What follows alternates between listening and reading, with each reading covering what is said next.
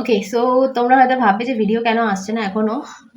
So প্রথমত বলি, প্রচণ্ড গরম আর ফ্যান অফ করে করার মতো হিম্মত আমার হচ্ছে না আর কি।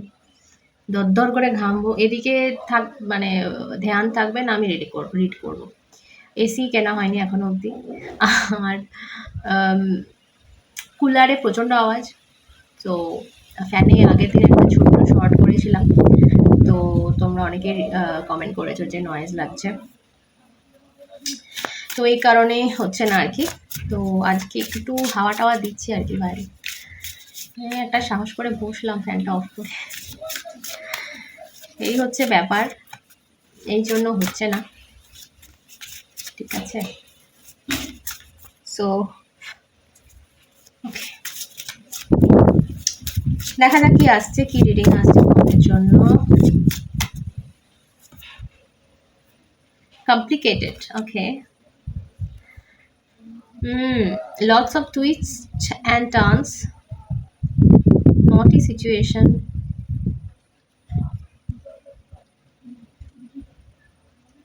হুম,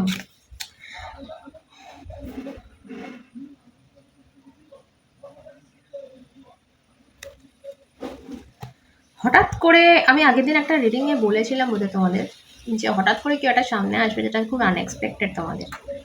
তো এরা হতে পারে কোনো কোনো মানুষের ক্ষেত্রে, যে একটা মানুষ হঠাৎ করে এসে হাজির হয়েছে, বা একটা হঠাৎ করে একটা ইভেন্ট ঘটেছে যেটা যেটা নিয়ে তোমরা ঠিক কি করবে বুঝতে পারছো না, যে কি করণীয়, এটাকে নিয়ে ঠিক কি করা যায়।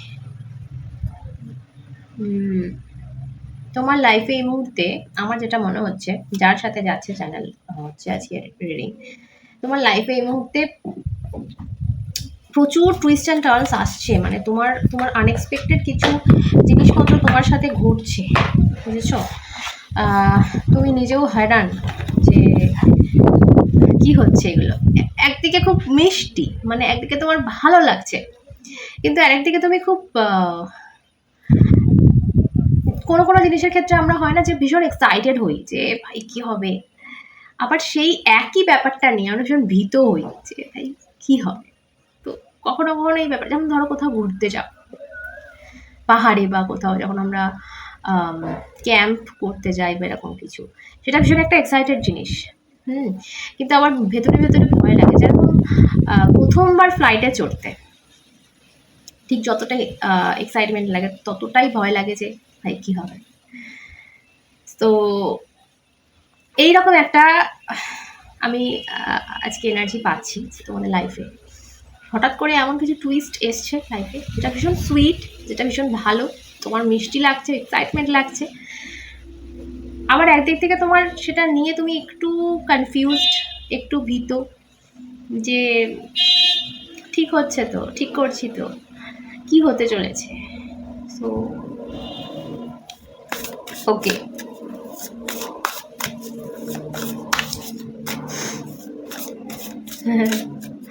তো এই হচ্ছে কন্ডিশন। ওকে, বিউটিফুল কার্ড।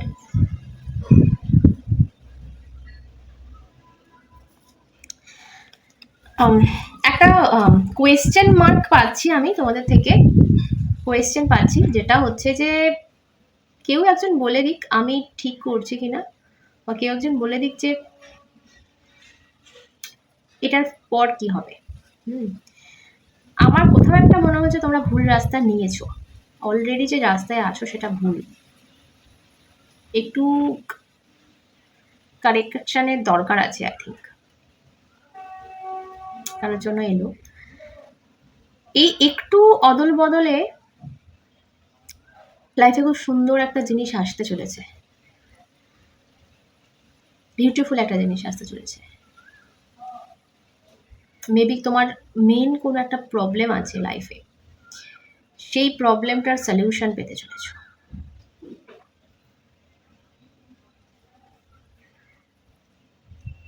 ওকে, এটাও হতে পারে এই মুহূর্তে প্রচণ্ড বার্ডেন রয়েছে, এবং তুমি তোমার দায়িত্ব, তোমার যে কর্তব্য যেগুলো রয়েছে না, তোমার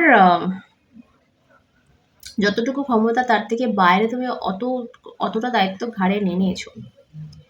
তো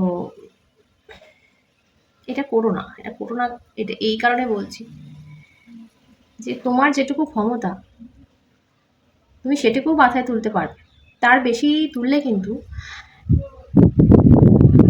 সবটুকু পড়ে যাবে, সবটুকু হাত থেকে পড়ে যাবে।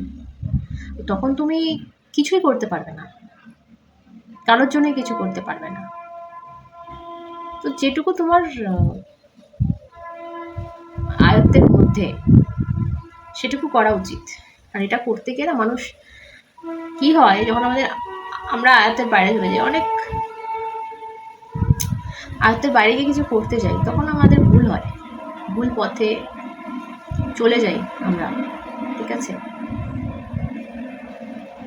আমি সবসময় জ্ঞান দিই আমার এক্সপিরিয়েন্স থেকে। ঠিক আছে, আমি যেটা ফিল করি, আমার মনে হয় সবার লাইফের দর্শন ফিলোসফি আলাদা হতে পারে। সো সবাই নিজে করে নিও না। তোমার যদি মনে হচ্ছে যে হ্যাঁ এটা ঠিক বলছে, তবেই নাও। আর আমার কথাগুলো কিন্তু ট্যারো কার্ডের কথা। এই যে ট্যারো কার্ডটা আমি পেলাম, যেটা হচ্ছে 10 অফ ওয়ান্ডসের কার্ড। ঠিক আছে, আমি দেখলাম জাস্ট তুলে। এই কার্ডটা এইটাই বলে যে তুমি তোমার যতটুকু ক্ষমতা তার বেশি নিচ্ছ, সেটা কষ্ট হোক, সেটা দায়িত্ব হোক, যন্ত্রণা হোক, নিও না। বা এটা হতে পারে যে কাউকে ক্ষমা করতে পারছো না, সে তো বিন্দাস রয়েছে, সে ভালো রয়েছে তার মতো করে, বাট তুমি সেই বার্ডেনটা, তার প্রতি হেট, তার প্রতি ক্ষোভ সবটুকু নিয়ে তলিয়ে যাচ্ছ।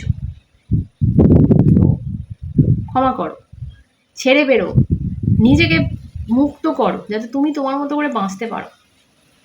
আর আমার মনে হচ্ছে তুমি কোনো একটা ভুল ডিসিশনে, কোনো একটা ভুল জায়গায় আটকে গেছো।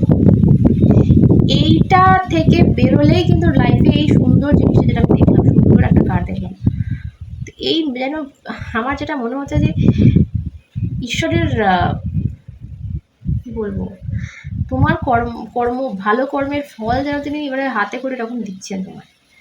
তুমি জাস্ট নেওয়ার অপেক্ষা, তুমি নিচ্ছ না, তুমি অন্য কোথাও ব্যস্ত। তো আসছে এই মেসেজটা আমার কদিন ধরেই আসছে কারোর জন্য।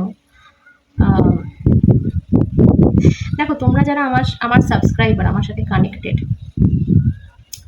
তো আমার কিন্তু তোমাদের জন্যই মেসেজগুলো আসে। এবার যে যত আমার সাথে কানেকশন ফিল করো, তার জন্য তত বেশি আসে। তো সেরকমই আমি একটা কারোর জন্য পাচ্ছি কদিন ধরে মেসেজ, যে বড় কিছু কেনা বাধা দিচ্ছ, এরকম একটা বড় কম্পিটিশন মেবি লাইফে এই মুহূর্তে চলছে, নয়তো আগামীতে তুমি যাচ্ছ এরকম একটা কম্পিটিশানে। লিটারালি কোনো কম্পিটিশান হতে পারে তোমার জব ক্ষেত্রে, বা তুমি যদি স্টুডেন্ট হও। আদারওয়াইজ হয় না যে অনেক সময় আমরা বুঝতে দিই না, কিন্তু আমরা কারোর সাথে একটা কম্পিট করি নিজেদের। তো সেরকম একটা কন্ডিশনে আমি, এবং যখন আমাদের গ্রোথের মানে পালা হয় আর কি, সেই মুহূর্তে কিন্তু এই কম্পিটিশানগুলো আসে। কারণ যে কোনো কম্পিটিশান, যে কোনো প্রতিযোগিতা আমাদের গ্রোথের দিকে নিয়ে যায়। কারণ আমি যখন মনে করব যে আমি ওর থেকে ভালো করব, তখনই আমার গ্রোথটা হবে। আদারওয়াইজ ঠিক আছে চলো, সেটা একটা পাশের কেউ হোক, বা তুমি নিজের সাথে তুমি তোমার কম্পিটিশান করো। তুমি অতীতে কী ছিলে, তুমি এখন কি আছো, তুমি নিজের সাথে করলে যে ভাই আমার অতীতের সেই ফর্ম যেটা ছিল আমার, সেটা থেকে বেটার হতে হবে, তবে গিয়ে তোমার গ্রোথ হচ্ছে। তো এটা মাথায় রাখা ভীষণ ইম্পর্টেন্ট। তবে গিয়ে মানুষের উন্নতি হয়, তবে গিয়ে মানুষের গ্রোথ হয়। যে আমি কোথায় ছিলাম, আমি কোথায় চলে এসেছি। আমি বলছি না তুমি আর 5 জনের সাথে নিজের কম্পিটিশন করো, নিজের সাথে করো, বাট করো, তবে তোমার গ্রোথটা হবে। আর এটা তোমার লাইফে আসতে চলেছে,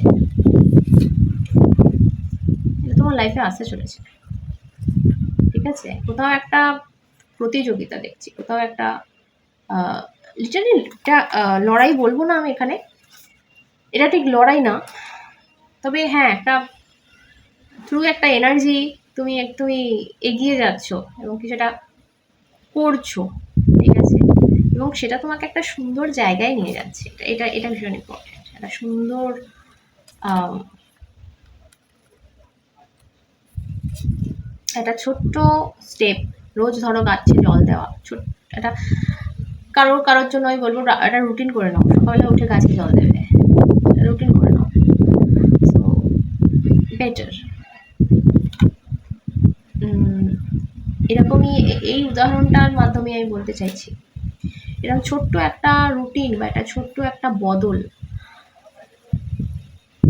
হয়তো সুন্দর। এই যে গাছে জল দেয়, এটা কি হয়, তুমি একটা বছর বা কয়েকটা মাস, 6টা মাস পর দেখলে তোমার বাগানটা ভরে গেল, সবুজ হয়ে গেল, গোলাপি হয়ে গেল। ঠিক সেরকমই তুমি আজকে হয়তো বুঝতে পারছো না, তোমার একটা ছোট্ট বদল যদি করো, সেই বদলটা তোমাকে কোথায় 6 মাস পর নিয়ে যেতে পারে।